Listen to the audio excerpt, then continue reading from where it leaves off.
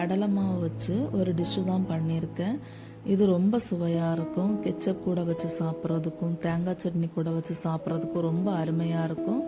வாங்க இந்த evening snacks எப்படி செய்யலான்னு உங்களுக்கு சொல்லித்தரேன். ஒரு பவுலில் 2 பச்சை மிளகாய், கொஞ்சம் கருவேப்பிலை, ஒரு 3 பெரிய வெங்காயம் சின்ன சின்னதாக கட் பண்ணி சேர்த்துக்குங்க. அது கூடவே கொஞ்சம் கொத்தமல்லி இலை,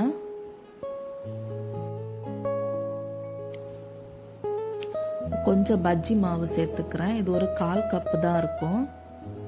அதில் 2 கப் கடலை மாவு,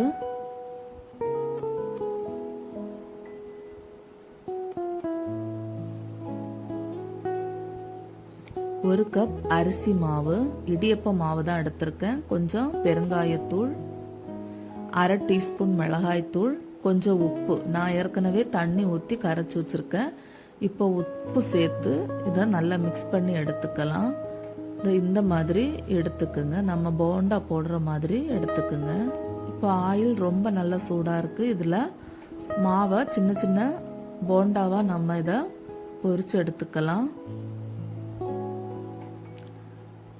மீடியம் ஃப்ளேமில் வச்சு ஆயில் ரொம்ப சூடானதுமே ஸ்டவ்வை மீடியம் ஃப்ளேமில் வச்சுட்டு பொரிச்சு எடுத்துருங்க.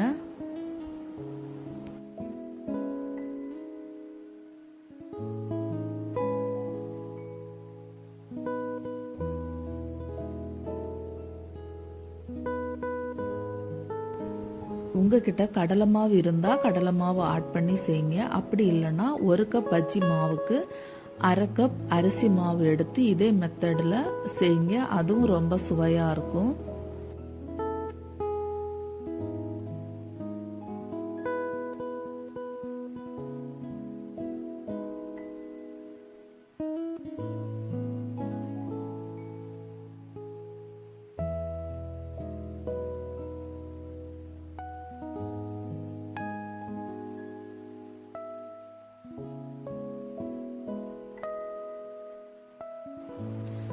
இப்போ நான் எல்லா மாவும் பொரிச்சு எடுத்துட்டேன்.